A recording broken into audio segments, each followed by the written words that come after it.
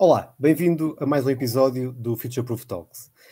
No episódio de hoje vamos falar sobre o livro Comportamento Inadequado, ou Misbehaving, de Richard Thaler. Richard Thaler é um economista, já recebeu o Prémio Nobel, que se dedica aos temas comportamentais, ao processo de tomada de decisão. Já trabalhou em várias universidades americanas e tem, além deste livro, um livro muito conhecido também, que é o Nudge. Para nos ajudar a viajar pelo livro, eu e Henrique convidamos o Luís Aguiar Conraria. Henrique, queres fazer uma breve apresentação do Luís? O Luís é um economista que doutorado em Cornell, na Universidade de Cornell, nos Estados Unidos. Exerce a profissão de professor catedrático de Economia também na Universidade do Minho. Colabora em diversos órgãos de comunicação social, o Expresso, a SIC, e tem um programa de rádio no Observador, entre muitas outras atividades que desenvolve, para além daquelas que lhe são inerentes como investigador. E é um conhecido e amigo de velha data. Não vou dizer qual é a data, que se ficarmos dizia mal, né? Temos um aspecto relativamente jovem. E portanto, foi com muito prazer e honra que ele acedeu ao nosso convite. Exatamente, é isso. Ok. Bem, relembro que podem seguir-nos no Spotify, Apple ou Google Podcasts. Se estão no nosso canal de YouTube, aproveitem para subscrever e usem a secção de comentários para colocar dúvidas ou até sugerir temas.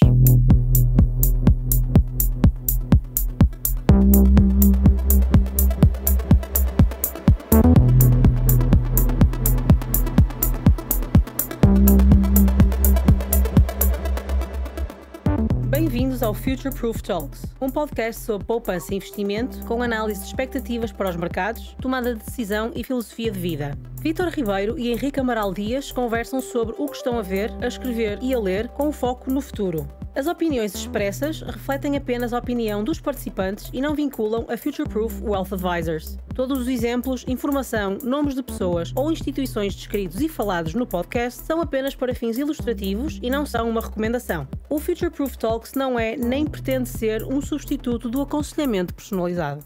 Olá, Luís. Bem-vindo ao Future Proof Talks. Olá, obrigado pelo convite. Obrigado eu por teres aceitado o nosso convite. É um gosto ter-te aqui para falarmos sobre um livro que eu acho muito interessante e sobre comportamentos, sobre economia comportamental.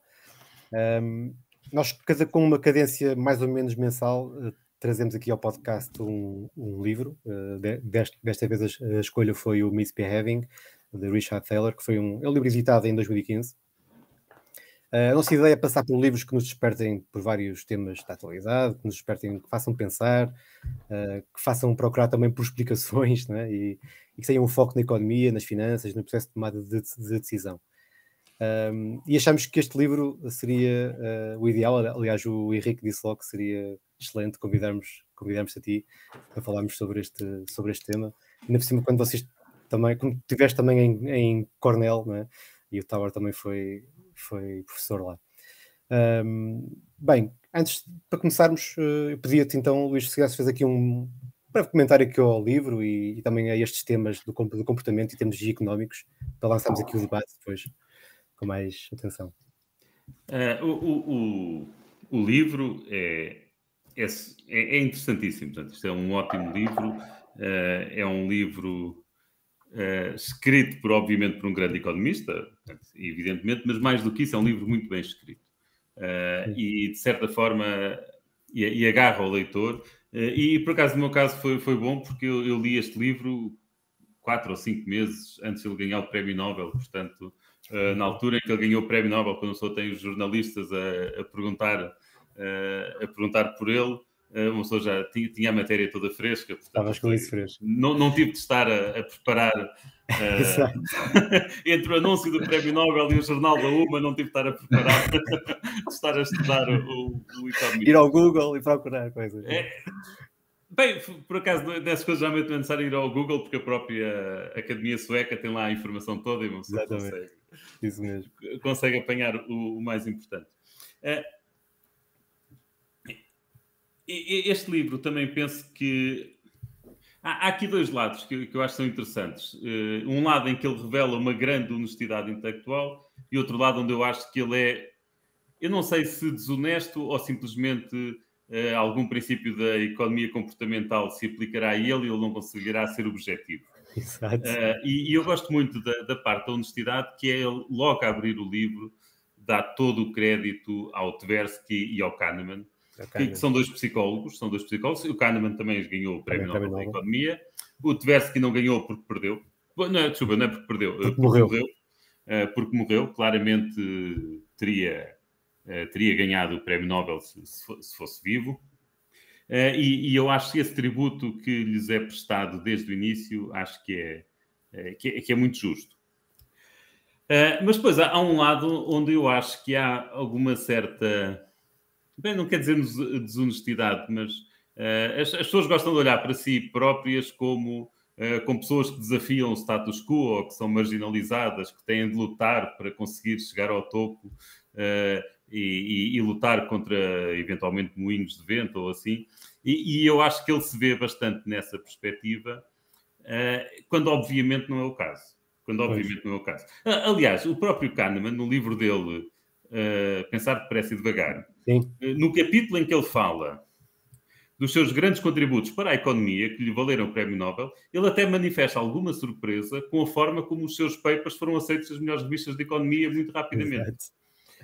E por acaso, eu ao ler aquele livro, ao ler o do Kahneman, portanto, o Pensar Depressa e Devagar... Thinking Fast and Slow, sim. Exatamente. E até fiquei, de certa forma, agradado com a atitude da ciência económica, digamos assim, ao aceitar facilmente artigos de um psicólogo, portanto, de outra área, nas melhores revistas, na Econométrica e na American Economic Review. E, portanto, logo à primeira, nem sequer foi... Não teve de ser rejeitado, não teve de ir à terceira e à quarta revista. No caso do Thaler, a carreira dele é feita metade, ou pelo menos a parte inicial, na Cornell University, e depois vai para Chicago. A Cornell University não é tão conhecida em Portugal como outras universidades de topo, como a Harvard, a Yale ou assim, mas a verdade é que é uma das universidades Ivy League, portanto faz parte de uma elite de universidades. Portanto, é a ideia de que de alguma forma a carreira deles sofreu entraves. Não sofreu. Ele teve um primeiro emprego de sonho. E um segundo emprego de sonho também, claro, quando foi para Chicago partilhar gabinetes com vários prémios Nobel. Incrível, e eu acho que, aliás, e mais tarde ganhou o Prémio Nobel.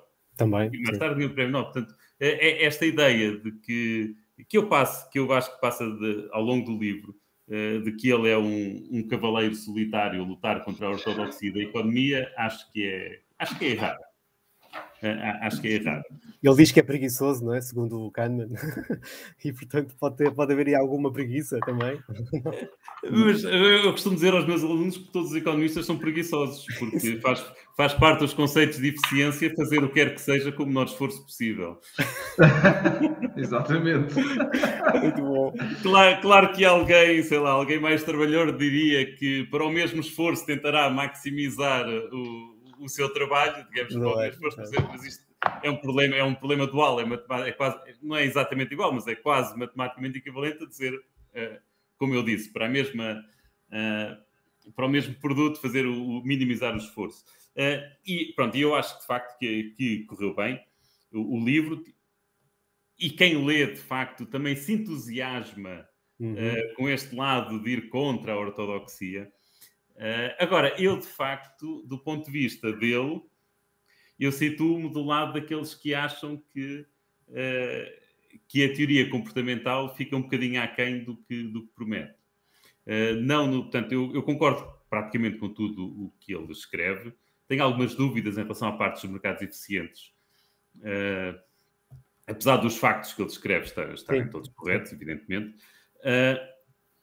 Mas depois, quando eu vejo as aplicações práticas, e quando eu mesmo, quando escrevi o livro sobre a poupança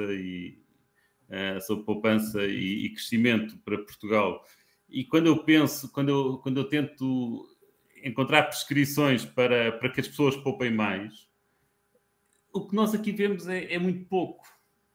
É muito pouco no sentido há aqui uma série de receitas, mas todas elas têm um impacto mínimo e, portanto, nós conseguimos, se calhar, aplicando os princípios da economia comportamental, se calhar conseguimos pôr as pessoas a poupar mais do que aquilo que poupam, a corrigirem parte da sua miopia, mas aumentamos, se calhar, a poupança em um ponto percentual, ou uma coisa assim do género, e não mais do que isso. Portanto, mas acho que isso são bons temas para irmos discutindo. Sim, é verdade. Fiquei já aqui com isto atrás da orelha, não é? Para falarmos. Durante a hora. A hora, sim. E agora, Henrique, se quiseres fazer então aí um bocadinho também o teu lado sobre o livro. Como diz o Luís, o livro é muito interessante e de facto provoca uma leitura ávida, não digo em todas as partes, mas enfim, na sua maioria, e depois tem uma abrangência significativa. Concordo com o Luís que também não... É assim, eu não sou especialista em economia comportamental, nem sequer sou um economista teórico, não comparo, mas quer dizer, gostava de ter visto mais sobre como é que a economia, os princípios da economia comportamental podem, de uma forma efetiva, ser aplicados em termos de política. Mas é isso mesmo, os impactos não são visíveis em função dos princípios, da aplicação dos princípios, não são muito perceptíveis. Mas pronto, de resto, as temáticas são temáticas importantíssimas, que vão desde o comportamento das pessoas, àquilo que é o comportamento dos gestores das empresas, que muitas vezes não... Na teoria do agente principal, que é uma teoria muito relevante, mesmo nos clubes de futebol americano, por aí fora, não é? Portanto, acho que o livro, de facto, toca em assuntos que são muito interessantes e que, pelo menos, alertam não só os economistas, mas como os gestores e as pessoas em geral, para determinado tipo de atitudes que podem ter consequências negativas para as suas vidas e para as organizações. Desse ponto de vista, acho que é um livro que funciona como um reminder que nós não somos seres, de facto, perfeitamente racionais, estamos muito longe disso, não é? E o Kahneman também, de alguma forma, assume isso quando fala também das garrafas de vinho. Ele começa por dar um exemplo lá de um professor que era conhecido, ou amigo dele, mas depois também lá pelo meio, já não me recordo, assume a sua irracionalidade quanto ao vinho. Sim, é verdade. E até escondem as nozes, né? E para não poder... Os cajus, as castanhas de caju. Os cajus. Mas isso tem a ver com o autodomínio, coisa que nós fazemos frequentemente, não é? Frequentemente, sim. Eu no outro dia, posso-vos confessar uma coisa, eu tenho os meus filhos de 15 em 15 dias cá em casa, né? E o Xavier gosta imenso de Golden Grams. Pronto. Eu normalmente não tenho nada disso cá em casa, que é precisamente para afastar as tentações, não é? Exato. Não é só para não perder a fome por outras coisas que se seguem, como diz o Thaler. Então, pronto, o Xavier esteve cá em casa e praticamente não tocou nos cereais. Eu, quando se foi embora, despejei os cereais na sanita. Eu fui mais radical, mas estás a ver, não me limitei a guardar. Eu é um custo fundado. Não, isso depois de ter comido 3 taças de cereais, estás a ver? Com leite. Os Golden Grams desapareceram para aí num terço e disse, pá, calma, deixa-me cá eliminar a tentação. Mas, por exemplo, mas este caso do Henrique e estes problemas de autodomínio é dos casos interessantíssimos, em que tu realmente há claramente aqui uma questão de autodomínio. Portanto, os pressupostos da teoria neoclássica, os tradicionais, de facto, não nos permitem fazer isto. Mas depois o que é engraçado é que depois aparecem autores a modelizar isto como um jogo entre duas personagens, que é a personagem do Henrique, eu presente, e o eu futuro, digamos assim, em que o eu presente está a combater o eu futuro para garantir que o eu futuro não vai comer as Golden Grams. Portanto, o eu presente, o Henrique, quer comer os cereais hoje, mas não quer que o Henrique da amanhã coma os cereais amanhã, não é? Portanto, o Henrique de hoje cede e come lá os cereais que não devia comer, mas, portanto, o Henrique de hoje maximiza a sua utilidade comendo os cereais, e impede que o Henrique da amanhã maximize a sua utilidade mandando os cereais fora. Mas isto, de facto, dá para ser utilizado como um jogo entre dois agentes absolutamente racionais. Exatamente. É o Henrique de hoje e o Henrique da amanhã. E pronto, isso. Mas do ponto de vista microeconómico, destes problemas individuais, até acho que, de facto, aqui a teoria comportamental até acho que tem mais impacto do que depois quando olhamos para o ponto de vista macro. Pronto, olha, Agora estava a pensar nisso. Tu mandaste os cereais fora. Eu houve uma altura que decidi perder peso. E a forma que eu tive de me comprometer a perder peso foi chegar ao pé de um amigo, também um amigo comum do meu e do Henrique, é o Pedro Gaspar, e dizer: Gaspar, se eu no mês tal não tiver perdido tantos quilos, dou-te, sei lá, já não lembro quanto é que é, mas imagina 20 euros por cada quilo que eu não perdi. Portanto, era a forma de eu ter o incentivo de cumprir. Onde é que isto falha? E se calhar, e onde é que isto falhou? É quando chegou à altura, o Gaspar não me cobrou o dinheiro. Portanto, eu não perdi o peso, mas realmente como commitment device não funcionava, porque o meu amigo não cobrou o dinheiro. Mas se calhar, portanto, aqui há uma falha, claramente, mas se calhar uma máquina, fazer este tipo de coisas com uma máquina, em que uma pessoa entrega dinheiro a uma espécie de caixa multibanco com uma balança, e se ao fim de 5 meses não tiver perdido tanto peso, a balança não lhe devolve o dinheiro, se calhar é um bom commitment device, mas este é o tipo de ensinamentos úteis, mas individuais, que retiramos destas teorias, que eu acho que são válidas. São válidas. O meu problema com estas teorias, eu há bocado disse que estava do lado oposto ao do Thaler. O meu problema com estas teorias nunca é o de achar que estão erradas. Uhum. Eu acho quase sempre que ele tem razão nos pontos que aponta. Quer dizer, e acho que alguém que vai ver os axiomas matemáticos da racionalidade sabe perfeitamente que nós não somos assim, não é? Portanto, todos nós percebemos que aqueles pressupostos estão errados. Errados, sim. O problema é que quando nós introduzimos alguma irracionalidade, nós podemos ser irracionais de milhares de maneiras diferentes. É um bocado como o princípio da Ana Karenina, não é? Que é, se nós somos racionais, nós somos todos racionais da mesma forma, que é aqueles 5 axiomas que se estuda em microeconomia, mas se formos irracionais, nós podemos ser racionais porque somos burros, o que é observacionalmente equivalente a sermos irracionais, ou porque não nos damos ao trabalho de juntar informação, ou porque somos muito enviesados para o presente. E o que eu senti a determinada altura no meu doutoramento, isto é um exemplo concreto, quando eu começo a introduzir as expectativas dos meus modelos macroeconómicos e eu permito que as expectativas dos agentes afetem os equilíbrios a que a economia vai chegar. Aquilo que eu de repente me apercebi foi que eu posso facilmente garantir que o meu modelo replica os dados a 100%. Uhum. Porque eu tenho tanta margem de liberdade nas maluqueiras que eu ali posso pôr das irracionalidades dos agentes que eu facilmente consigo que o meu modelo pareça perfeito. Quando obviamente isso seria um mero truque estatístico. Digamos que teria demasiados graus de liberdade. E uma pessoa aqui, quando fala com estas, ou quando falamos... Nós já sabemos disso para estudos estatísticos e econométricos, que nós temos de confiar no investigador, porque é muito fácil martelar os dados para que digam o que nós queremos e, portanto, nós temos de ter confiança na pessoa que os apresenta. Não basta dizer, um estudo provou isto. Não, eu tenho de ver quem é que fez para saber se é uma pessoa séria ou não, séria e competente. No caso da economia comportamental, isso ainda é mais verdade.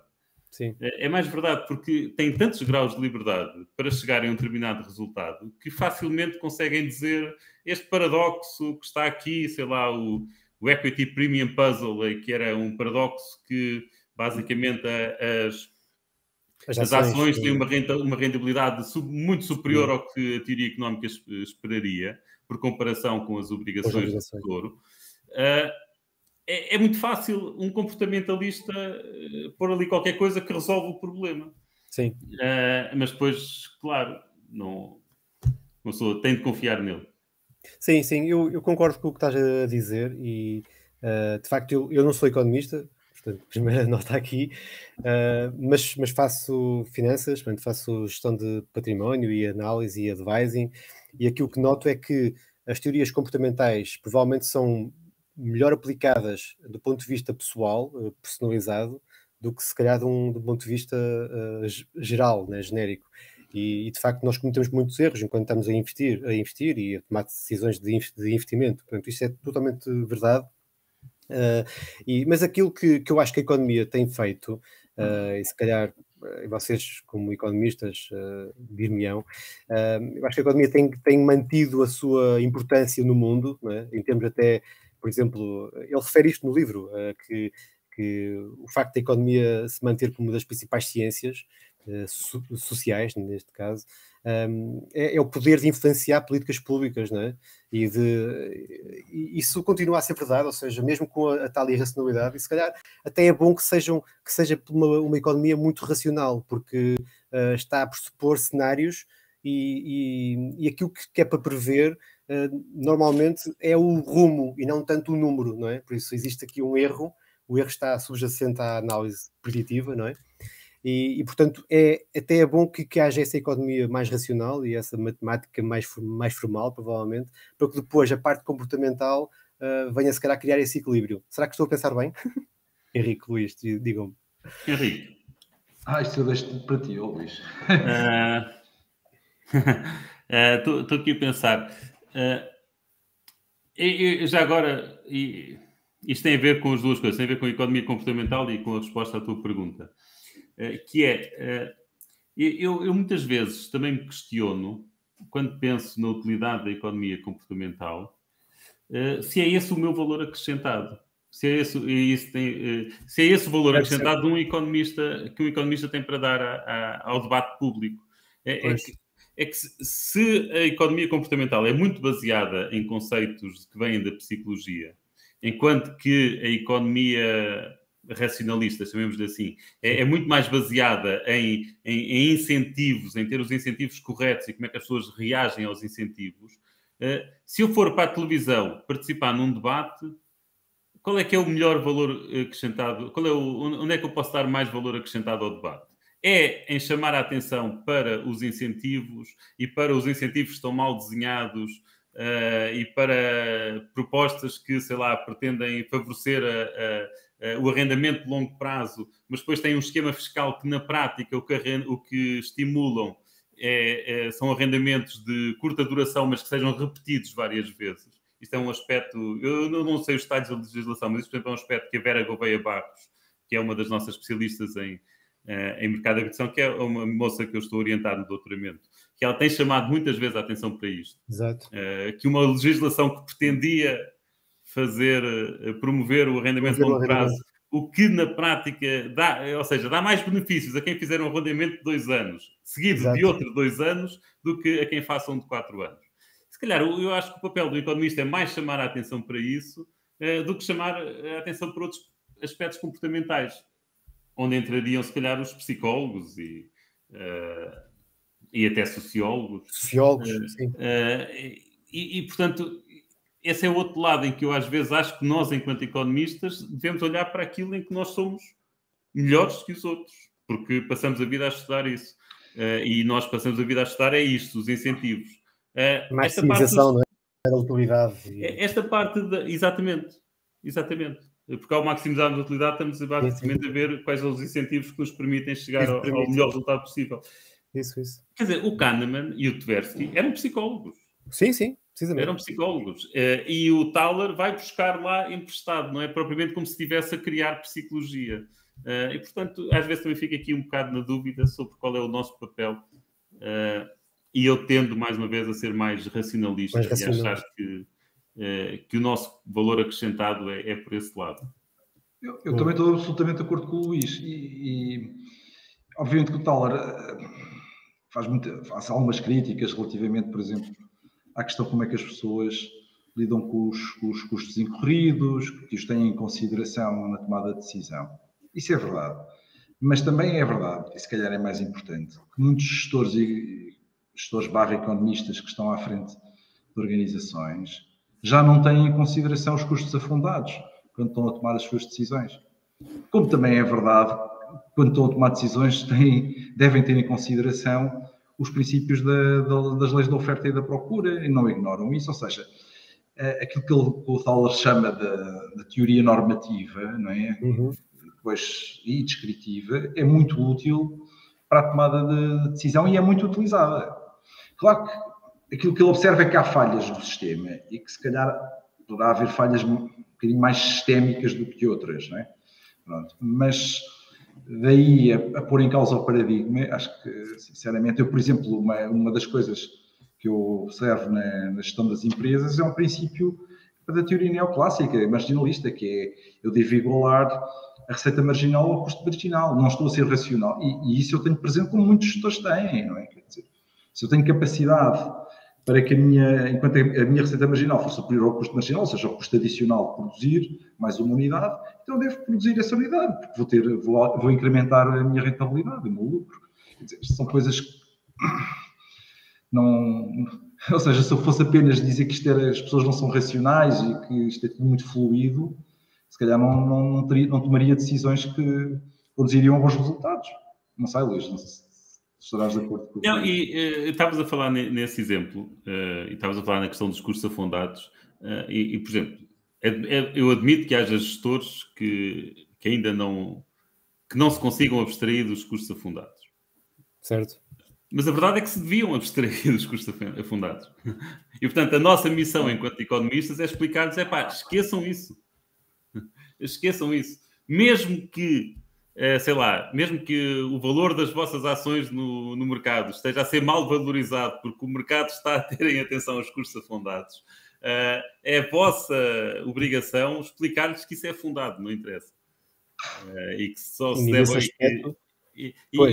E já agora, no Kahneman, portanto, eu tenho também pegando aqui no exemplo semelhante. Portanto, pegando agora, desculpem lá, estamos a estar aqui a puxar para outro livro, mas os dois livros estão super relacionados. Muito relacionados. Ele dá o exemplo, ele explica porque é que as pessoas fazem tantos seguros quando compram um telemóvel ou uma televisão e por aí fora, quando obviamente não deviam fazer os seguros. Claro. Mas depois ele diz isso, ok, portanto, mas depois ele no fim passa ao capítulo a explicar porque é que nós não devemos fazer os seguros. Exato. E como é que devemos lidar quando, sei lá, imagina que eu compro um telemóvel hoje e que depois da manhã eu deixo cair na sanita. Pronto, aí claro que me vou arrepender de não ter feito o seguro. E ele explica exatamente como é que nós devemos lidar com esse arrependimento ou seja, para conseguirmos ser mais eficientes, ou seja, para conseguirmos... Mais racionais, não é? Para conseguirmos ser mais racionais, exatamente, não é? Que é a questão de... já agora é uma boa ideia, não é? Então, se isso acontecer, não é? Portanto, se acontecer tu comprares uma televisão e 2 dias depois ela estragar-se e, portanto, estás arrependido por não teres comprado o seguro, lembra-te tudo o que já compraste para trás sem ter pago seguros. Exato. Não é? E pensa que se tivesses pago seguros, se tivesses seguido a regra de pagar o seguro, sempre compras uma televisão, sempre compras um computador, sempre compras um telemóvel, já tinhas gastado mais dinheiro do que aquele que pouparias se tivesse feito o seguro neste caso. Aliás, este é um bom... Essa é um bocado a questão da visão perspectiva, não é? Quer dizer, eu devia ter feito o seguro porque o telemóvel caiu na sanita. É fácil, não é? Como dizia o João, prognósticos só depois do jogo, não é? Prognósticos só depois do jogo. Claro que depois das coisas terem ocorrido, a gente sabe o que é que devia ter feito. Mas, sim, é isso. Olhando para trás e tirando tendo essa experiência estatística da quantidade imensa de objetos que compramos, não fizemos seguros relativamente aos mesmos e que as coisas correram bem, é evidente. Não sim, e até a questão das ofertas, não é? Daquilo que é grátis. Ele até refere vários exemplos no livro sobre os bilhetes grátis ou a compra de uma garrafa de vinho, ou alguém lhe deu uma garrafa de vinho por 20 euros e quando a vão beber ela já vale 75. Qual é que é? Mas isso é, deixa-me dizer, isso é o que ele chama de efeito de dotação. Exato. Isso é uma coisa, mas isso que ele está a chamar como uma coisa relativamente nova, isso é uma coisa muito antiga. Sim, o Adam Smith falava nisso. Noutro âmbito, no paradoxo do valor, que é o value in use e o value in exchange. Ele refere isso até no livro também, não é? Não refere bem a questão. O Adam Smith. Que tem a ver com que depois é resolvido com a questão da escassez, mas de qualquer maneira, o que o Adam Smith queria dizer era aquilo que tem valor para mim, sei lá, o meu relógio ou aquela gravata, é um valor de uso, é a utilidade que ela me proporciona, que não tem a ver com o valor do mercado. Sim. O Adam Smith já alertava para essas questões, quer dizer, ele chama-lhe o efeito de dotação, porque nós não valorizamos as coisas que temos da mesma maneira daquelas que poderíamos ter, não é? E aliás, diz. Sim, concordo contigo, mas já agora uma vez também vi o David Levine, que é bem, não sei se lá está, mas na altura era professor na UCLA de teoria de jogos, em que ele uma vez resumiu isso a isto. E eu também não acho que seja tão simples, que se possa simplificar como ele simplificou, que é isto. Olha, grande coisa. Então isso é a mesma coisa que eu querer comprar barato e vender caro. Se eu compro uma caneca por 2 euros, claro que depois para vender eu quero vender por mais do que 2. Eu quero comprar barato e vender caro. Não, mas por acaso não acho que seja só isso. Eu concordo mais com o que o Henrique está a dizer, porque... e isto é interessante, o facto de nós valorizarmos de forma diferente o que temos e o que ainda não temos tem impactos importantes. E antes do programa, acho que foi antes do programa, estávamos a falar do teorema de Coase. Eu acho que isso de facto tem importância e impede que seja fácil simplesmente chegar a um acordo entre partes. Quando, quer dizer, que basta definir a ideia do teorema de Coase é simples, não é? Portanto, imaginemos que somos vizinhos, um de nós faz muito barulho e incomoda o outro, sei lá, põe música muito alta, não é? E como é que chegamos a um equilíbrio? E basicamente o que o Coase diz é: nós temos os direitos de propriedade têm de estar completamente bem definidos, e portanto, nós podemos atribuir os direitos de propriedade à pessoa que toca a música, e, portanto, ela tem o direito de pôr a música tão alta como quiser, e o outro, se quiser, que chegue a acordo com ela, lhe pague para pôr a música mais baixa, ou podemos atribuir o direito do silêncio, que é o que a nossa lei prevê a partir das 10 da noite, portanto, estamos a atribuir os direitos de propriedade ao silêncio, portanto, a quem quer silêncio, e o outro, se quiser tocar, que lhe pague. Mas, de facto, e portanto, o teorema de Coase prevê que atribuamos nós os direitos de propriedade a um apartamento, ou a uma casa, ou a outra casa, que o resultado final vai ser o mesmo. E de facto não é. Pois. E de facto não é. Pois não. E de facto não é. E isso é muito interessante. É muito interessante, sim. Mas voltando aqui ao efeito que estavas a falar, Henrique, do efeito do endowment effect, não é? Acho que ele, aliás, é um dos efeitos que ele mais fala durante o livro. É talvez o efeito que ele mais considera, não é? Em termos de importância. E isto também está muito relacionado com o facto de ser uma tradição. Né? Quando estamos a pensar nisto, é muito mais difícil de vender uma coisa que temos desde o início e que é nossa já há muito tempo, ou até nos foi dada pelos nossos pais, ou vem de outras gerações, do que propriamente aquilo que nós temos comprado há pouco tempo. Não é? Aquilo que compramos há pouco tempo é mais fácil de transacionar. E isso aplica-se muito aos mercados. Portanto, quando nós compramos e aquilo que é fácil de transacionar, uma ação é muito fácil, não é? É extremamente simples. Se temos uma ação não cotada, provavelmente não vamos vender rapidamente, enquanto que temos uma ação cotada, é muito simples sentirmos aquele impulso e aquela necessidade de fazer alguma coisa, não é? Isso que estás a dizer é muito... Desculpa, diz, Luís. Não, diz, Henrique. Eu acho que nós temos qualquer coisa de fetichista com determinados objetos, seja por via de questões de familiares, como estavas a referir, seja por via das próprias recordações que esses objetos invocam em nós. Sei lá, por exemplo, estive a ler um determinado livro numas férias. Esse livro gerou em mim um enorme prazer na leitura, etc. Esse livro tem um valor que já não é só o valor do livro, tem o valor de uma série de memórias de sensações que estão agregadas àquele objeto. E portanto, para te dar razão. E acho que também há outra questão quando tu falas do impulso.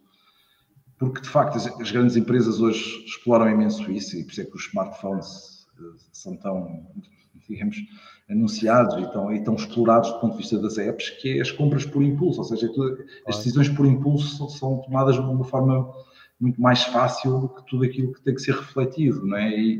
E mesmo ler um livro, ou ter um quadro, ou ter um Buda do avô, pronto, como é o meu caso, são coisas que evocam uma série de recordações e têm um lastro, que não levam a uma decisão por impulso. Mas isso levava-nos a uma crítica social mais... Sim, mas dessas pequenas coisas, pequenas que não são pequenas, mas trazem emoções associadas, não é? Mas agora imagina isto numa empresa, não é? Isso influencia, ou até próprio numa economia, numa região, num país, não é? Essas políticas são influenciadas, os próprios políticos são influenciados por isso. Não será importante aí eles estarem alertados para a economia comportamental, para esses aspectos mais comportamentais, para tomarem decisões mais racionais? Sem dúvida, ele dá um exemplo, o Luís poderá falar melhor, porque ele conhece melhor a história dos Estados Unidos do que eu, mas ele dá o exemplo do Vietnã, não é? Sim. O Thaler, não é? Quando ele diz que a guerra do Vietnã era de alguma forma justificada pelo valor já gasto e pelas vidas humanas já perdidas, e portanto que a guerra tinha que continuar para de algum modo justificar tudo aquilo que tinha sido feito em nome dessa guerra anteriormente. Isso já é uma parte emocional que não devia jogar, mas infelizmente jogou. Isso pode ter consequências muito, muito negativas. Não é? Sim, nas decisões. Na tomada de decisão, aí está. Por isso é que eu acho que aqui deve haver aqui um equilíbrio, ou seja, ok, a racionalidade deve prevalecer e devemos sempre procurar essa perspectiva, mas termos noção de que cometemos erros, quer emocionais, quer cognitivos, os vieses, é muito importante para estarmos, se calhar, mais preparados para tomar melhores decisões. Não será assim? Mas, como estás agora a introduzir as políticas públicas, pode haver aqui, e há de facto, alguma margem para aproveitar isto, para aproveitar alguns enviesamentos a favor de decisões que consideremos mais corretas. Exato. Mas a minha ideia acaba sempre por ser a mesma, que é as coisas que têm sempre um impacto muito menor do que aquilo que nós pensamos que vão ter. Okay. Deixa-me dar-te um exemplo simples. Queremos, portanto, no mundo ocidental, neste momento é mais ou menos consensual que poupamos de menos, que devíamos poupar mais. Isso, há vários motivos absolutamente racionais para explicar isso.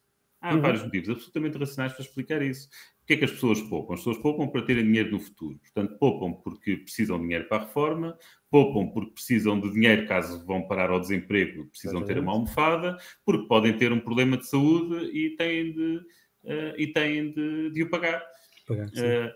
A partir do momento em que nós criamos um sistema de segurança social que cobre todas estas situações, em que nos paga uma reforma quando nos reformamos, em que temos um Serviço Nacional de Saúde que paga as nossas despesas de alimentação e temos um subsídio de desemprego que nos paga o desemprego, os nossos motivos para poupar diminuem mesmo. Temos incentivos. E é natural que assim seja. Penso que isto... consumo. E estas são as explicações, aqueles argumentos que nós ouvimos muitas vezes de em Portugal as pessoas não poupam porque ganham tão mal que não conseguem poupar. Isso é obviamente treta.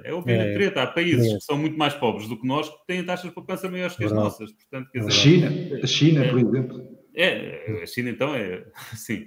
25%. Mas pronto, mas agora, queremos incentivar a poupança.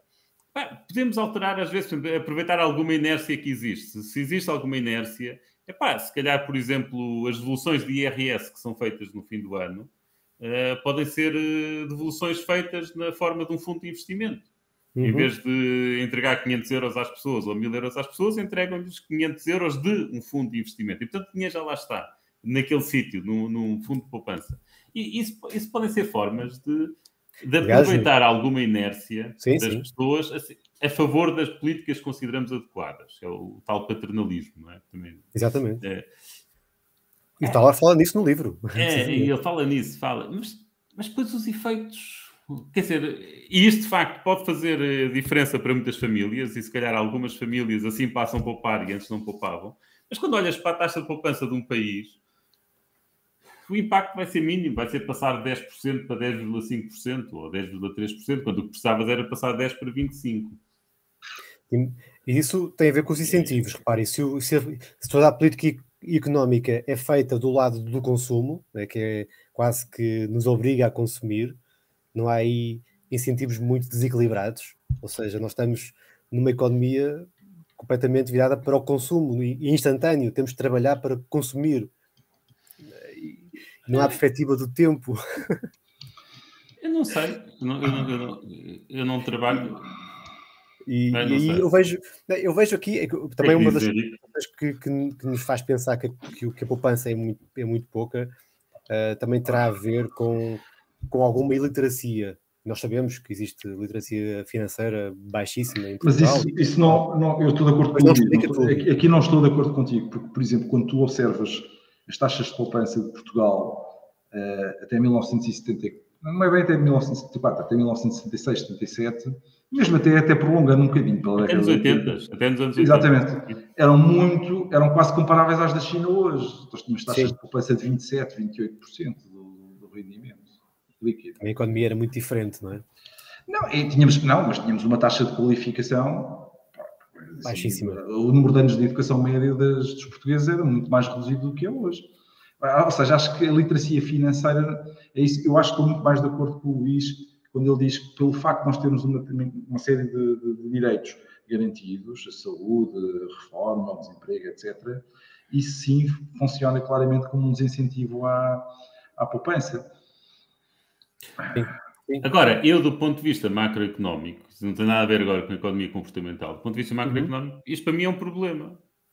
Porque eu preciso de poupança para financiar investimento. Claro. E se nós não temos poupança para financiar o investimento, o que temos é apenas e só investimento estrangeiro e depois queixamos que os bancos são todos espanhóis e que não sei o que é sueco e que vendemos e que a EDP é chinesa, mas isso é consequência de termos taxas de poupança baixas. Então, Luís, como é que tu elevarias a taxa de poupança? Não consigo.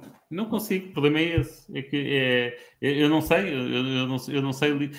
Há uma coisa que eu sei. Quer dizer, como é que eu elevaria? Sim, eu consigo elevá-la à força, digamos assim, mas não há consenso político para isto. Que era alterar o teu sistema de segurança social e passares de um sistema de repartição como o que tens atualmente para um sistema de capitalização. E aí, automaticamente, a poupança... automaticamente a poupança é garantida, ponto final, porque a minha reforma futura é feita com o dinheiro que eu poupo hoje. O problema é que isto implica um custo de transição enorme, que é como é que nós pagamos as reformas atuais. E se houve alguma coisa que durante o tempo da Troika ficou claro, é que o valor das reformas é quase intocável. É quase intocável e, portanto, tentar arranjar um mecanismo de transmissão que distribuísse os custos pelas várias gerações, incluindo os atuais reformados, que a mim me parece perfeitamente justo. Olha, a minha mãe é professora e, portanto, ela fica muito chateada comigo quando eu falo nestas coisas.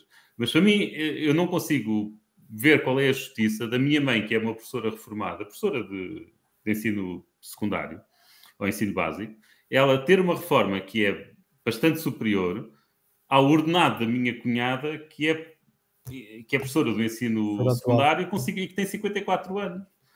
Quer dizer, então, mas uma pessoa reformada ganha mais do que uma pessoa que está no ativo, sendo que a pessoa que está no ativo não vai ter a reforma que a minha mãe vai ter. E é a pessoa que está no ativo que está a passar a pagar a reforma dos atuais reformados. Isto a mim parece-me justo, haver aqui uma redistribuição de rendimento que também apanha os atuais reformados. Mas isso foi basicamente declarado inconstitucional durante a Troika, não é? Portanto, sim.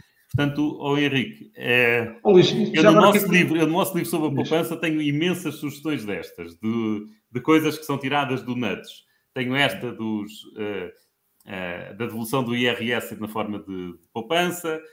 Tem coisas como, sei lá, quando uma pessoa paga uma conta no supermercado... Arredondamento. O arredondamento vai para um fundo qualquer, isso tudo. Tenho lá essas coisas todas do livro. Eu também tenho consciência que isso tem um impacto de 1 ou 2 pontos percentuais e acho que estou a ser otimista ao dizer 1 ou 2 pontos percentuais. Mas se forem várias pessoas como tu a fazer isto... Agora, se fosse a segurança social...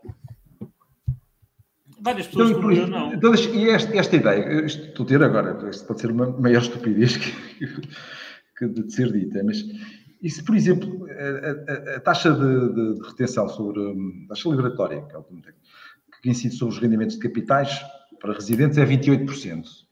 E se esses 28% fossem transformados em poupança automaticamente, ou seja, tu não receberias 72% e os outros 28% não os receberias agora, mas recebê-los-ia num determinado horizonte temporal. Sim. Porque isso já te aumentaria... Isso é sim. Aí automaticamente aumentava a poupança, sim. Outra coisa que eu também já tinha pensado, que não é bem o mesmo que tu estás a dizer, é diferente, mas também vai um bocadinho nessa linha, era aumentar as taxas de retenção do IRS, a taxa de retenção na fonte, aumentar a taxa de retenção para que o ordenado líquido mensal fique menor, mas sem alterar a taxa global, ou seja, simplesmente no fim do ano este excesso. Seria uma poupança forçada, basicamente. Forçada, sim. Mas isto é uma Mas poupança forçada. esse excesso passa para uma conta de poupança. Passa para uma conta de poupança. Depois, eventualmente, com alguns benefícios fiscais para que as pessoas não tenham incentivo a levantar o dinheiro logo. Claro. Mas quer dizer, mas isto, neoclássicos e comportamentalistas, estamos todos de acordo. Se nós obrigarmos as pessoas a poupar, elas poupam. Não é? Aliás, se for obrigatório, não é? Se nós aumentamos a taxa de retenção da fonte, não há volta a dar. Não é? Com a pandemia nós vimos isso, as pessoas aumentaram a poupança de forma forçada. Portanto, no caso da pandemia, porque não conseguiam gastar o dinheiro, não é? Mas acho que o problema com o Luís Toque é um problema... aliás, o José Carlos Tomás, que foi nosso convidado no programa, e ele já tinha falado nisso há uns tempos. Não foi no programa, foi a propósito daquilo que é o nosso estoque de capital físico per capita, que está muito aquém do que de outros países desenvolvidos. E, de facto, a questão central é que nós temos, para que isso aconteça, para que haja um processo de convergência, nós temos que aumentar a taxa de poupança, não é? Para que possamos aumentar o estoque de capital físico per capita. Eu acho que essa questão da poupança que o Luís está a referir é mesmo central. Eu acho mesmo. E não vejo como conseguimos dar a volta a isto. Do ponto de vista político. Temos agora a inflação a castigar essa mesma poupança, não é? Através de... Quer dizer, não há menos incentivos. Quer dizer, com a taxa de juros baixas, taxas de juros reais negativas. Vamos ver que tipo de poupança tu falas, não é? Vamos ver... Não sei. Portanto, poupança de teres dinheiro no banco, sim. Não, claro, investimentos sim. Até. Agora, investimentos não. Quer dizer, agora deixa-me fazer contas de mercearia. Se o PIB aumentar em termos reais 4 ou 5% este ano e mais a inflação 6 ou 7%, quer dizer que o PIB em termos nominais sobe 12 ou 13%. Vamos ficar pelos 10% para serem as contas mais fáceis de fazer. Se os salários aumentarem 3%, quer dizer que o dinheiro está aí para algum lado que não é para os trabalhadores. Os trabalhadores estão a ver a sua parte do rendimento no PIB total a diminuir. Não é? Ora, se estão a diminuir, em algum lado tem de estar a aumentar. Claro. E esse lado é o capital. E o capital é quem tem as poupanças. Precisamente. Portanto, quem tem poupanças não pode estar a ser prejudicado. Pelo menos não na média. Pelo menos enquanto o PIB estiver a crescer. Certo, eu nem digo no valor da poupança. Eu até falo mais nas taxas de rentabilidade. Não é? Agora, quem tem num banco perde dinheiro, necessariamente. Eu não digo, agora, quem aplicou as suas poupanças, agora isso é um exemplo, claro que é fácil dizer isto a posteriori. Quem aplicou as suas poupanças em empresas petrolíferas, neste momento está com uma rendabilidade ótima. Não, claro, mas isso estamos a entrar nos SES, não é? Por aí fora. Sim. Não, mas nem é preciso muito isso. Não, mas acho que isto é importante, é que nós temos de... enquanto o PIB real estiver a aumentar... Agora estou a falar do real. Quer dizer que, como um todo, o que está a ser produzido anualmente, portanto, o valor do que está a ser produzido está a aumentar. Isso tentar ir para algum lado. Certo. Se não está a ir para o lado do trabalho, está a ir para o lado do capital. E o lado do capital são as poupanças. Sim. Mas eu até falo numa perspectiva futura. Pronto, os rendimentos passados, os retornos passados, que foram, de facto, muito, muito bons. E vamos ver, por exemplo, o MSCI World, que é o índice mundial, nos últimos 12, 13 anos, tem um retorno anualizado acima dos 10%, e mesmo em termos reais, porque a inflação foi muito baixa. E de facto aí houve um grande predomínio, ou seja, quem tinha dinheiro, quem teve dinheiro e quem teve capital, este tal capital, acabou por sair muito beneficiado e houve um grande desequilíbrio. Não é? Agora, eu falo mais em termos de futuro. Mesmo que as pessoas queiram aumentar essa poupança e queiram poupar mais, os incentivos futuros que nos esperam poderão não ser assim tão positivos em termos de rentabilidade. Agora, podemos estar à espera de retornos mais baixos. É mais dessa perspectiva que eu falo. Claro que se tivermos aqui um... Isso para mim não é automático. Não é automático. Não, eu não estou a dizer que é automático. Eu estou a dizer em termos de perspectivas. Não é... Nem sequer é digamos, certo que assim seja. Portanto, é apenas expectativas. Não é? Mas é isso. Imagino que haja algumas bolhas que estão prestes a ser rebentadas e que vai haver muita gente a perder dinheiro. Estou a pensar nas bitcoins e em todas as criptomoedas. Quando rebentarem, vai haver muita gente a perder ali muito dinheiro. Mas isso não é propriamente aquele investimento produtivo que estávamos a falar, não é? Não, claro que não. Agora, quem tem capital mesmo, a economia terá de continuar a funcionar. Não sim, claro. E quem se quiser proteger contra situações de guerra, não custa muito, só tem de, no seu estoque de ações, incluir algumas empresas que produzam material de guerra. De armamento, exatamente. Portanto, isso faz parte da diversificação do bom. Sem dúvida. E quem se quiser proteger de uma pandemia, inclua lá algumas ações de umas empresas farmacêuticas. E quem quiser proteger-se de energia e de commodities, compra ações do Brasil e da Austrália e do Canadá e por aí fora. Isso claramente concordo com isso. Mas isto não há conhecimento, se calhar, suficiente para que as pessoas façam isso de forma... Pois, é verdade. Verdade, claro. Essa parte é a parte que me intriga, que me preocupa provavelmente mais. Claro. Não é? E reparem, mesmo os próprios gestores de fundos e de património muitas vezes não têm incentivos a fazer isso. Têm incentivos a gerir em relação à média e são até bastante maus em termos médios. Mais vale seguir É por isso que eu sou muito apologista do investimento de longo prazo e sem grande stress e sem olhar para a volatilidade do dia a dia. Quer dizer, a mim pouco me interessa que o mercado hoje tenha caído ou subido. Aliás, eu nem sei como é que está o mercado hoje, por exemplo. Se calhar muita gente acha estranho, mas, por exemplo, ainda ontem um cliente falava com um cliente que me ligou ao fim da tarde, perguntou, então, o mercado hoje, como é que está? Eu não faço a mínima ideia. Não faz, então, mas está, o quê, de férias? Não, hoje apeteceu-me não ver, não faço a mínima ideia.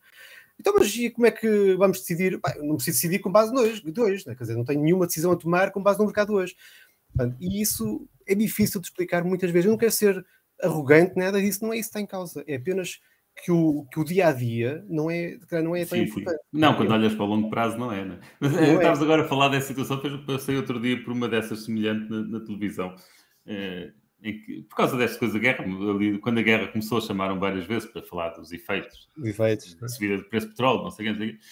E depois telefonam-me, professor, voltou a subir o preço do petróleo, não sei o quê, portanto tem de falar entre hoje às 2 ou às 5, já não sei que horas é. Ok, muito bem. Claro, antes de começar o programa vou ver os dados, mas isto está mais baixo do que a semana passada. E aquilo tinha descido, e claro, e de ontem para hoje tinha subido, e depois a jornalista ficou muito chateada quando eu disse, vocês só noticiam as subidas e não noticiam as descidas. Não, mas eu ontem disse precisamente isso. Faltam as descidas, caramba. É verdade.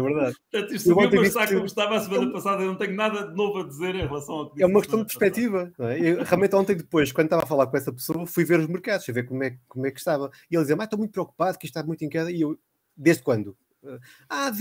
Desde este ano. Está bem, mas olha, desde há um ano ou há 2 está muito positivo. Quer dizer, isto depende da perspectiva. Como é óbvio, as pessoas olham muito para o dia-a-dia. Eu compreendo que há muitos incentivos para isso, para nós olharmos para o dia-a-dia e para fazermos trading e fazermos... aliás, coisas que se chama o viés do presente, não é? O dólar.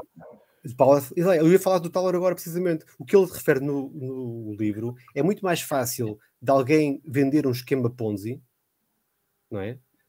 Do que fazer o aconselhamento, dizer a uma pessoa, olha, não faças nada, ou não investas. Essa pessoa que diz não investas ou não faças nada, não é paga e é mal vista, provavelmente.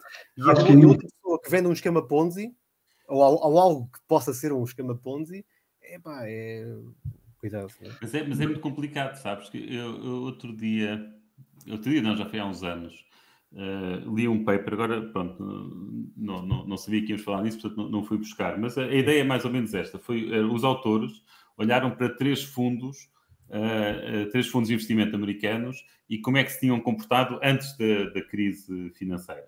Uhum. Okay? E basicamente, o fundo que se apercebeu que estávamos ali perante uma bolha, que se estava perante uma bolha. Aliás, houve 2 fundos que se aperceberam que estavam perante uma bolha e, portanto, que aquilo iria arrebentar mais cedo ou mais tarde. Um deles fartou-se de perder dinheiro, porque a bolha nunca mais rebentava e os mercados continuavam a subir e ele estava sempre a apostar no contrário. Um deles fartou-se de perder dinheiro e foi à falência. O outro fartou-se de perder dinheiro até que cedeu e, portanto, desistiu de considerar aquilo uma bolha e seguiu o mercado. E o outro, que foi seguindo sempre a bolha, foi a quem a vida lhe correu melhor. E, portanto, isto é complicado, não é? Porque uma pessoa não sabe... a história da Bitcoin é outra, não é? Portanto, eu sei perfeitamente que a Bitcoin vai arrebentar. Já tivemos fenómenos destes muitas vezes. O fenómeno das tulipas. Isso não tem nada... Da minha perspectiva, não tem nada de novo. É um fenómeno, pronto, mas que eu não consigo entender, mas de facto não tem nada novo. Eu sei que vai arrebentar. Mas o facto de não saber se vai arrebentar daqui a 3 anos, ou daqui a 30, ou daqui a 3 dias, que é uma hipótese, que arrebenta daqui a 3 dias, e no outro dia houve umas criptomoedas que foram por ali abaixo, não é? Altera completamente os dados, não é? E tu investires em Bitcoin não quer dizer que estejas a ser irracional. Se tu achares que a Bitcoin vai subir nos próximos 3 meses, e se calhar não há nenhum motivo para achar que não tens razão, o investir numa bolha pode ser racional, não tem nada de especial. Aliás, foi das coisas que o Keynes explicou. Precisamente. Com aquele concurso de beleza em que uma pessoa não escolhe, não é escolher a fotografia da pessoa mais bonita, mas escolher a fotografia que tu achas que os outros acham que é mais bonita. E depois toda a gente raciocina assim, depois tens ali várias interações. Faz com que o equilíbrio racional possa ser perfeitamente indeterminado. Sim. Possa ser perfeitamente indeterminado. É já quase um problema de coordenação de teoria de jogos. É aquele exemplo que eu faço um jogo quando estou a lecionar a teoria de jogos, que é, vocês têm que escolher um número, não é? De 1 a 100, números inteiros, exatamente, fico mais perto de 2/3 da média, não é? Aquilo acaba por ser o senso comum, não é? Eu sou racional, tenho conhecimento que os outros são racionais, outros têm conhecimento que os outros são racionais e assim sucessivamente, e aquilo deveria ter comum, mas a verdade é que nunca tende, não é? Portanto, o equilíbrio é indeterminado, como tu dizes, e muito bem, não é? Ele no Tauber diz que há um exemplo que ele faz no Financial Times, não é? No livro, em que o equilíbrio acaba por ser 13. O valor que foi... Há um desses exemplos. Sim, Henrique, quando fazes esse jogo, consideras várias iterações? Ou... Considero. Primeiro grau, segundo grau, terceiro grau, não é? E ele converte para um número ou não? Pode ser assim, eles explicam o jogo, eles têm que escolher um número inteiro, de 1 a 100, sendo que quem ganha até faço com o meu dinheiro, tipo, entrego 5 euros a quem acertar, ou seja, que escolha um número que fique mais perto de 2/3 da média. Para dar algum incentivo para as pessoas pensarem um bocadinho naquilo. Para não ver aqueles brincalhões que o Thaler fala, que põem acima de 67. Não é? Quer dizer, isso não faz falta. 100, não é? Houve um ou outro que escolheu 100. Sim, mas por acaso nunca ninguém escolheu 100, mas já deram lá uns 78, 80, 82. Exato. E depois repito o jogo. E as pessoas vão-se apercebendo que, de facto, 2/3 da média vai sucessivamente descendo em termos na escala. Não? Ou seja, há alguma aprendizagem. Outra coisa que é muito interessante... Alguma aprendizagem, pois. Há alguma aprendizagem. Outra coisa que é muito interessante é naquele jogo que é... Se mais de 90% das pessoas investir 10 euros, então todas têm um lucro de 50%, mas se menos de 90% das pessoas decidirem investir 10 euros, então aquelas pessoas que decidirem investir vão perder. E tu tens 2 equilíbrios de Nash. Peço desculpa para os nossos ouvintes que não sabem se calhar o que isso é, que é um mau equilíbrio de Nash em que ninguém investe. No livro existe esse exemplo. Um equilíbrio de Nash em que toda a gente investe. Depois também tem um bocadinho a ver com a corrida aos bancos e situações. Exato. E depois, se partimos de uma situação, o que é raro, em que 90% ou mais investe os 10 dólares, os 10 euros, então aí se converge para que todos investam, não é? Se não, se eu faço mais iterações, se eu repito o jogo, vamos claramente ir para uma situação em que as pessoas não investem. Ok. Isso é muito interessante, porque eu também acho que esta questão da aprendizagem é algo com que no início a economia comportamental não lidava bem. Que era um bocado confundir os pressupostos, que, volto a dizer, ninguém acredita que as pessoas sejam 100% racionais no sentido dos axiomas que são exigidos. A questão é saber se aquilo que é uma aproximação é razoável ou não, mas depois as pessoas aprenderem. E eu acho que no início ali nos anos 70 e 60, 70 e ainda 80, ainda havia muita atenção, aquela coisa que era pôr uns alunos a fazer um jogo, mais ou menos como o Henrique fazia, com incentivos corretos, portanto, a jogar a dinheiro. Já agora o Kahneman e o Tversky faziam tudo experiências sem dinheiro. Sem dinheiro. Eles achavam que os economistas eram estúpidos por andar a gastar dinheiro nessas coisas quando as pessoas conseguem perfeitamente imaginar como é que seria se fosse dinheiro. Se ganhar dinheiro. Exatamente. E, portanto, pois claro que o equilíbrio racional, digamos assim, não é cumprido imediatamente. E eles veem, ok, como veem, as pessoas são irracionais, a teoria prevê isto e as pessoas não jogam isto. Mas não, temos de dar tempo para perceber. A chegarem lá.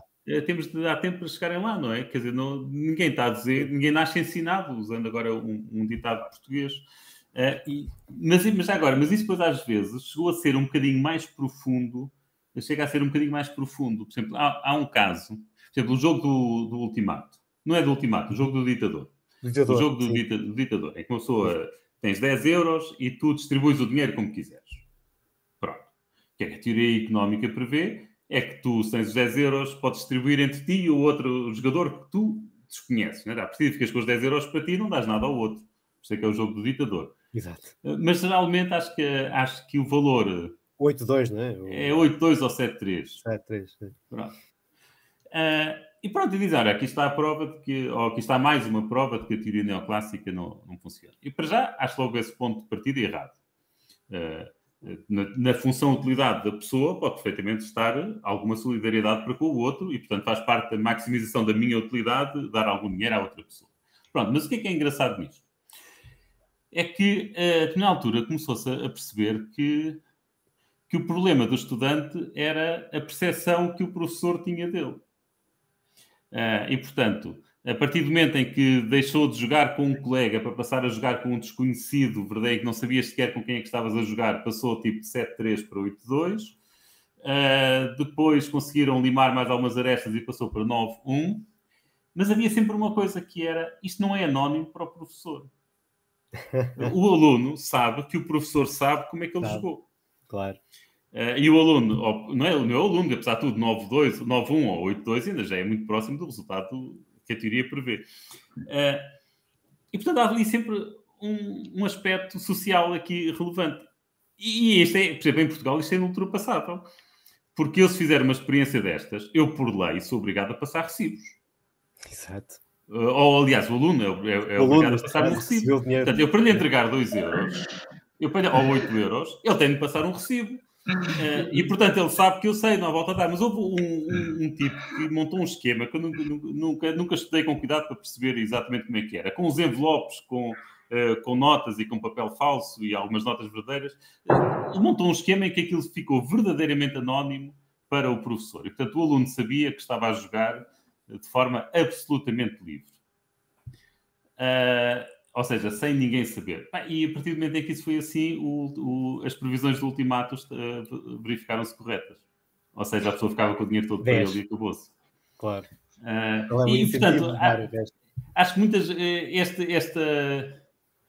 acho que este lado de nos obrigar muito a ir aos fundamentos da economia é um processo de aprendizagem para todos. Para todos, sim. Para todos, não é? Por um lado, para os comportamentalistas, mostra que as pessoas, se calhar, não são tão irracionais como se calhar elas pensam que é. Mas para nós, neoclássicos, também é muito importante perceber que, ok, as condicionantes sociais são mesmo relevantes. E não faz sentido, num setting real, eu ter um modelo em que eu presumo que aquela pessoa vai ficar com 10-0. Portanto, que não vai distribuir nada. Porque, na realidade, como ela sabe que tem vizinhos, tem filhos, tem pais e, portanto, que gostam de a ver como boa pessoa, também não se vai comportar da forma extremamente egoísta que a teoria prevê. E também há outra coisa que eu tive a pensar quando estava a ler isso do Thaler, que é, ele diz, do lado de quem recebe a oferta, abaixo de um determinado valor, ele considera isso como uma injustiça e rejeita. Mas isso não é o jogo, isso é o jogo do ultimato, não é o do ditador. Sim, mas ele rejeita, mas isso também é explicável, porque no nosso sistema de valores, e portanto na nossa função de utilidade, também existe uma coisa chamada dignidade, ou seja, não é, ou seja, nós os economistas, sabrás isso melhor que eu, nós temos uma função de utilidade que tem vários parâmetros, a gente não raciocina só em termos de unidades monetárias. Podemos eventualmente converter isso em unidades monetárias, mas isso não é uma limitação da teoria neoclássica. Sim. Eu estavas a falar desses incentivos e deste jogo, eu lembrei-me também da questão dos erros emocionais. Mas agora isto é interessante, não é? Porque uma coisa é eu saber que alguém tem distribuído $10 ou 10 euros e me dá 1. Portanto, isso é o jogo do ultimato, não é? Que a pessoa diz, propõe esta distribuição e eu recuso ou aceito. E se eu recusar, ficamos os dois sem nada. E claro que se alguém propõe se alguém tem para distribuir 10 euros e me propõe 9 para ele e 1 para mim, eu rejeito e ficamos todos sem nada. Mas se for 10 milhões de euros e ele propuser 9 milhões para ele e 1 milhão para mim, eu aceito. E a distribuição é exatamente a mesma, não é? Que é 9 para 1. Há aqui o lado de rendimento. Isso tem a ver com a lei dos grandes números? Não tem a ver com é o efeito de rendimento. Portanto, claro que 1 euro não me faz diferença nenhuma e, portanto, a minha dignidade não está à venda por 1 euro, mas a minha dignidade está à venda por 1 milhão de euros.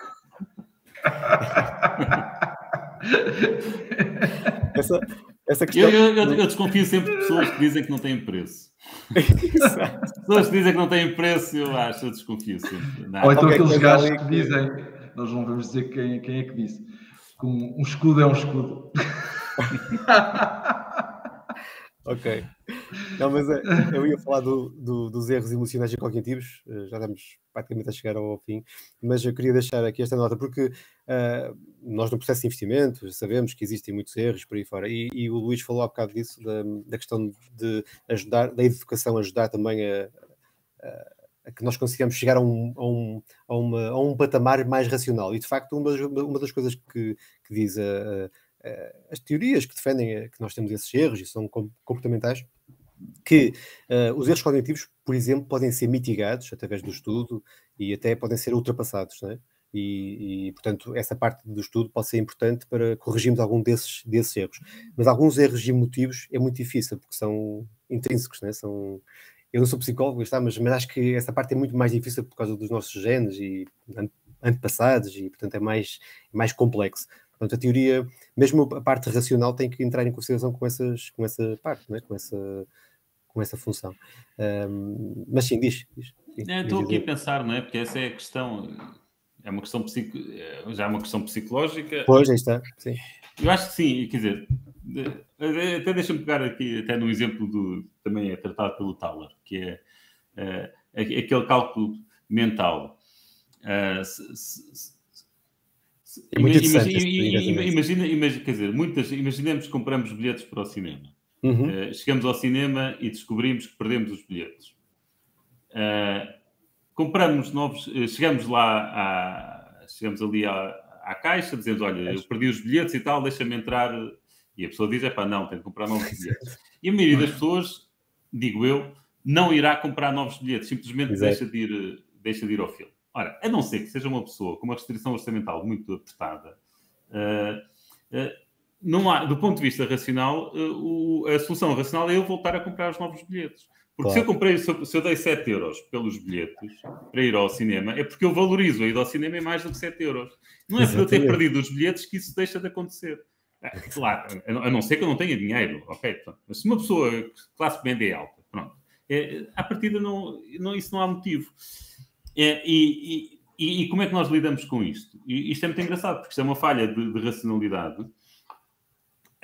E esta coisa da contabilidade mental, o Carlos Shell, que era o meu orientador, chamava-lhe o cookie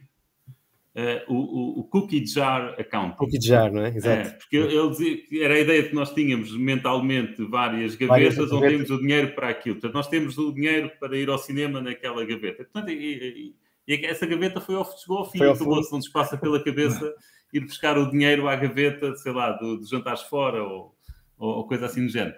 Mas, de facto, a partir do momento em que uma pessoa começa a considerar este tipo de...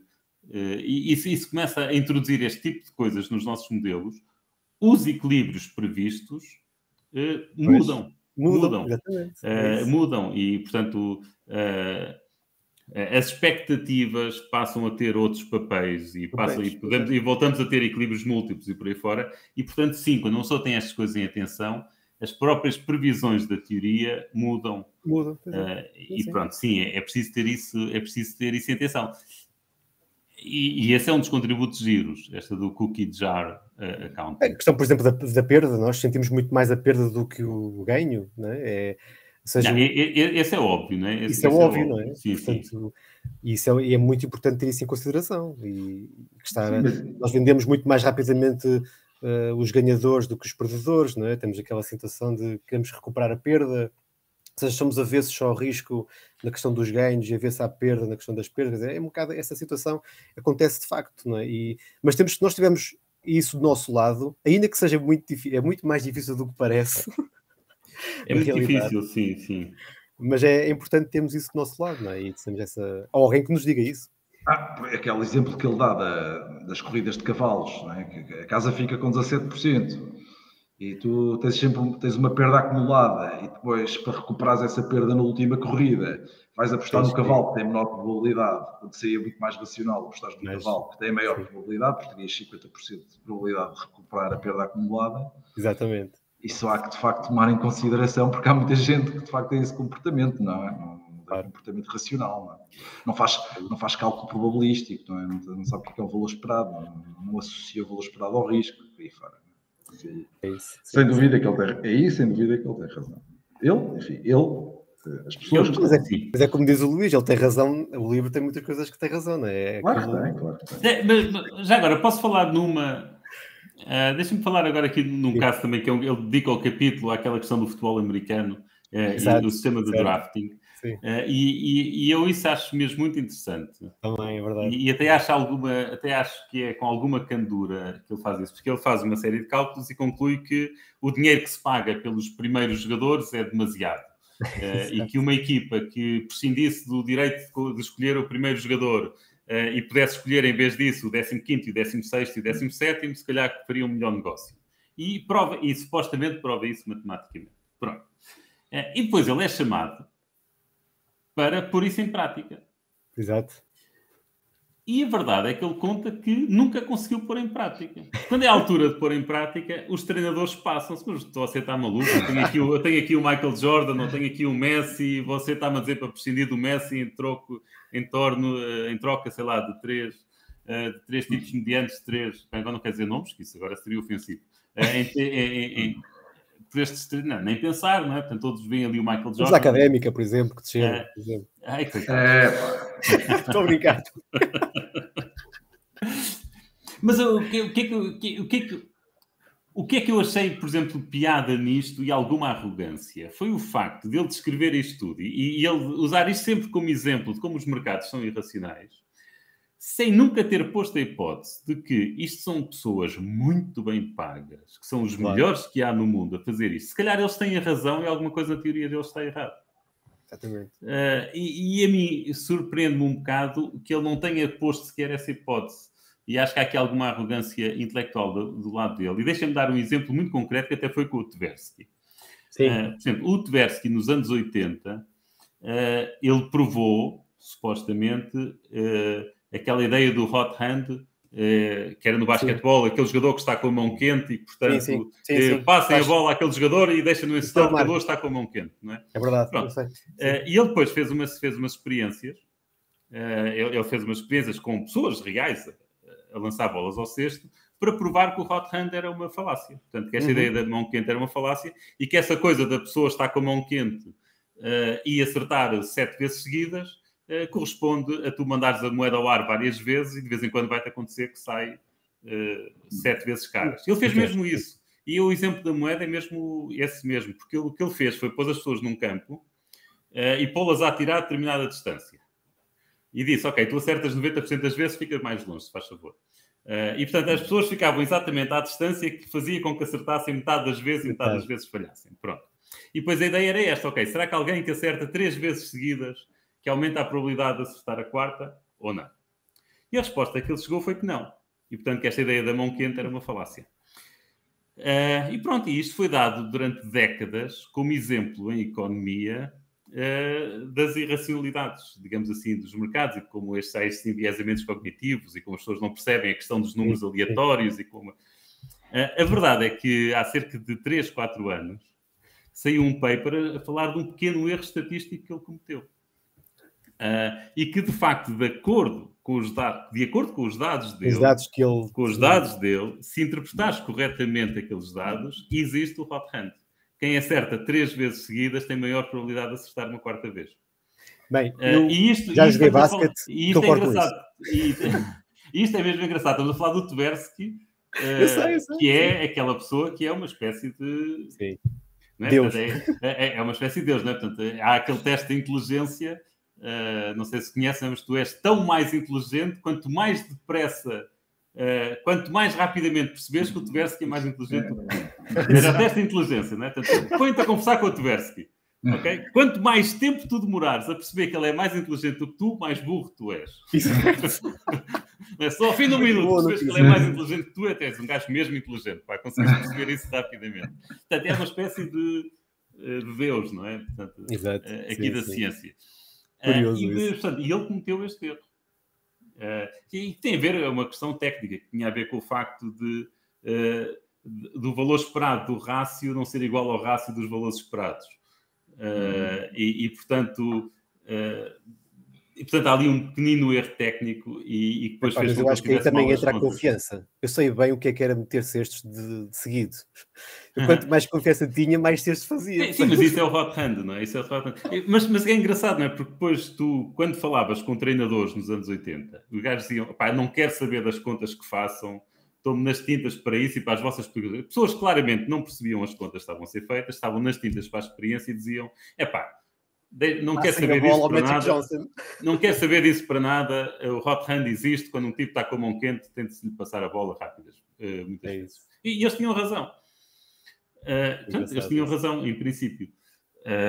A não ser que agora se descubra outro erro estatístico que anula o primeiro erro estatístico. E eu, neste capítulo do futebol americano, fiquei um bocado a pensar nisso. Porque, por exemplo, vocês viram aquela série do o Moneyball? Moneyball, o filme. O filme. Neste momento, todas as equipas seguem fazem o mesmo tipo de análise estatística. Era o que dizer do beisebol americano. Ou seja, a teoria de jogos foram aplicados e acabaram todos por ser seguidos. No futebol americano eu não conheço, mas no beisebol americano isso ilustra e é uma história verídica. Portanto, ou seja, ele tinha razão, eles reconheceram que tinha razão, e toda a gente neste momento faz uma análise semelhante. Ora, com o facto do Thaler isso não ter acontecido, se calhar ele está enganado. Se calhar. Pronto. Precisa alguém vir cá dizer isso. Bem, vens tu, Luís. Olha, se convidarem a Sandra Maximiano, ela vai defendê-lo com muito mais afinco do que eu. Fica a sugestão para um futuro podcast. Exatamente, engraçado. Boa. Não, aqui em questão, já estamos muito fora de tempo, mas eu gostava de introduzir só aqui um bocadinho de tempo.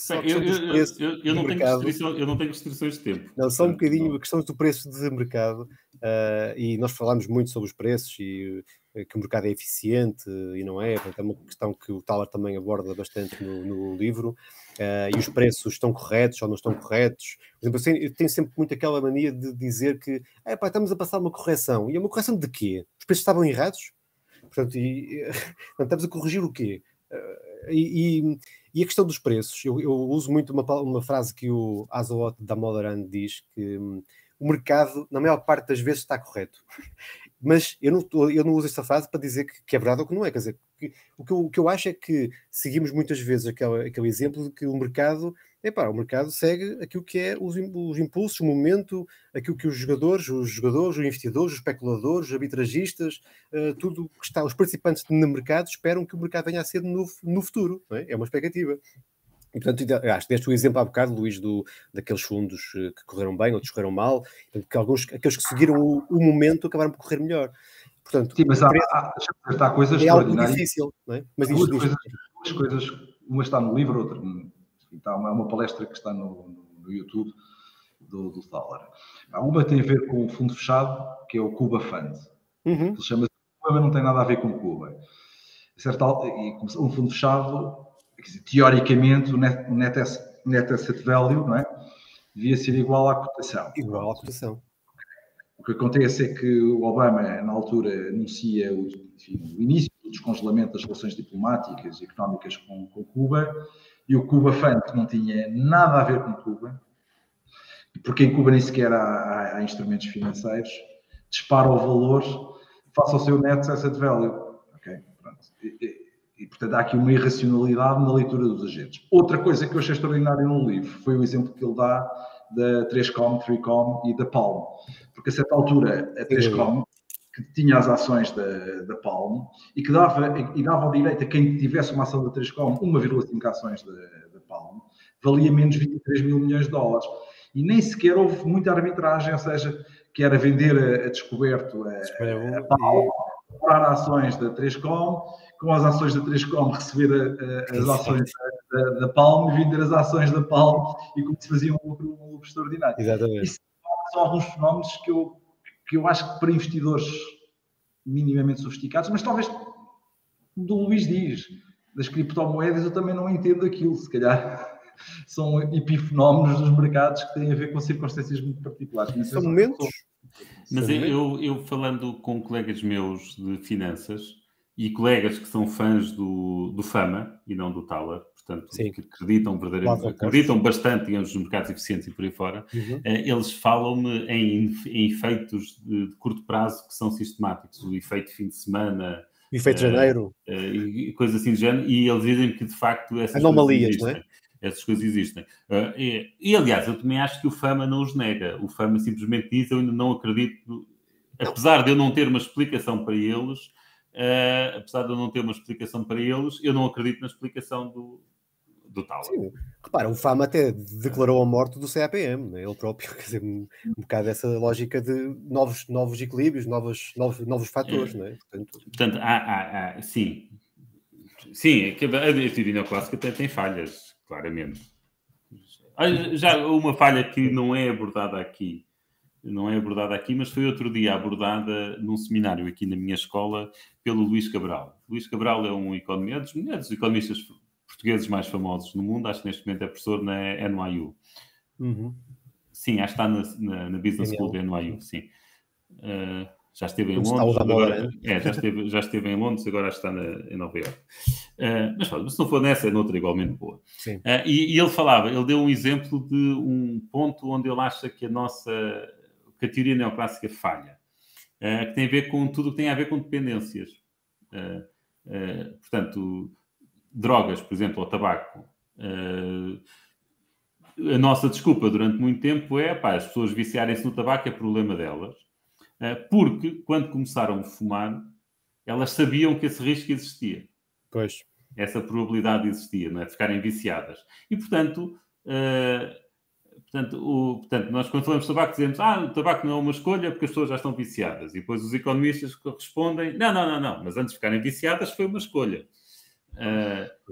E ele diz que neste momento houve uma série de estudos que mostram que não foi uma escolha, ou que foi, na melhor das hipóteses, uma escolha muito mal informada em que as pessoas racionalmente não teriam decidido aquilo se soubessem as verdadeiras probabilidades. Portanto, esse é um exemplo onde ele diz que há assim, que a teoria neoclássica funciona bem para imensas coisas, mas que há assim umas partes, uma fronteira. É um bocado como a analogia com a física, não é? Portanto, a física newtoniana funciona muito bem para tudo o que nós precisamos fazer dia a dia, não é? Se eu planear construir uma casa, não preciso saber a teoria da relatividade geral para saber qual é a quantidade de ferro armado. Já se usar GPS, já preciso. O GPS já precisa por causa da velocidade que contactamos com os satélites. E, portanto, ele vai traçando esta linha desta forma. E, portanto, ele também considera, por exemplo, que em relação às alterações climáticas, se calhar estamos a falar de um âmbito em que a nossa teoria neoclássica, racionalista, digamos assim, não está preparada para lidar com uma catástrofe cuja probabilidade nós desconhecemos, porque, na verdade, não existe um registro histórico que nos permita estimar as probabilidades com grande exatidão. Sim, exatamente. E, portanto, eu só queria terminar com isso para não ficar com a ideia de que eu acho que a teoria neoclássica ou racionalista explica tudo. Não explica tudo. Há estes fenómenos de fim de semana que existem por várias coisas e existem por várias... existem em vários âmbitos da economia. Por exemplo, uma altura, o JCPenney, por exemplo, que é uma cadeia de roupa enorme nos Estados Unidos, tudo o que se lá compra é com descontos de 70% e 80%. Não é? O CEO daquilo anunciou que iam acabar os descontos e que iam passar a vender pelo preço real, ou seja, muito mais barato. Em vez de cobrarem 100 para venderem por 20, cobravam logo os 20 e as vendas caíram a pique. No espaço de 2 ou 3 semanas ele teve de alterar a política. E demitiu-se. E bem, então uma pessoa que toma uma decisão dessas tem milhões e milhões de dólares de prejuízo, se não se demite, caramba. Não, mas pronto, tomou as devidas ilações, não é? Não, mas demitiu-se muito. Mas eu acho, quer dizer, a não ser que a gente tome a atitude de aprendeu e, portanto, é um custo afundado e, portanto, não, já está a tomar a decisão e, portanto, não vale a pena ele agora demitir-se, ele agora já aprendeu, mas eu acho que é mesmo uma péssima decisão. Uma coisa destas faz-se numa localidadezinha. Quando a concorrência fazia tudo isso. E faz uma localidadezinha ali perdida numa terra qualquer, em que anuncias isso naquela terriola e vês como é que as pessoas reagem, não é? É verdade. Olha, cá está a economia experimental. Fazes a experiência, não tens a arrogância de achar que se pode aplicar ao país inteiro. Olha, estás a falar da experiência, eu lembro-me da semana dos 4 dias e estávamos aqui mais 1 hora. Mas eu por acaso isso tenho de estudar, pá. Eu acho isso uma parvoíce. Eu acho isso uma parvoíce, mas já vejo tantas pessoas em quem eu tenho boa consideração a defender isso que eu tenho de estudar antes de opinar. Temos que falar sobre isso, exato. É isso. Sim, portanto eu isso para já não tenho mesmo. Tenho de ler, não é? Portanto, o economista português publicou agora como é que se chama? Que até é professor em Inglaterra, publicou agora o livro sobre as semanas dos 4 dias. É de ler o livro, para ver se ele me convence. Mas para não, eu estou a falar disso porque fala-se muito nisto agora e é uma experiência que vai ser feita, não é? E em alguns países, em algumas empresas, provavelmente. Não sei o que é que vai dar. Vamos ver. Temos de ter mais tempo para dar ao tempo, não é? Para dar ao trabalho, para dar à família, para dar às pessoas, para fazer os podcasts, para lermos.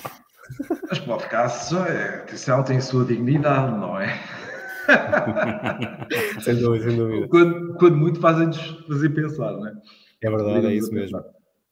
Bem, Luís, olha, muito obrado. Pá. Eu que agradeço. Acho que não falámos, acho que não seguimos propriamente o roteiro de ir pelo livro fora, mas pronto. Mas olha, eu queria terminar. Acho que foi uma conversa animada.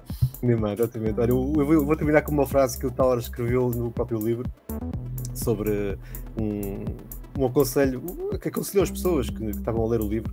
O meu único conselho para os ouvintes e para os espectadores é que parem de nos ouvir e ver quando já não for divertido. Fazer de outra forma seria apenas ter um comportamento inadequado. Portanto, sigam. Se virem o nosso episódio até ao fim, vão ouvir isto no fim, portanto já podem ir embora. Já podem desligar. Obrigado, Luís. Até à próxima. Obrigado.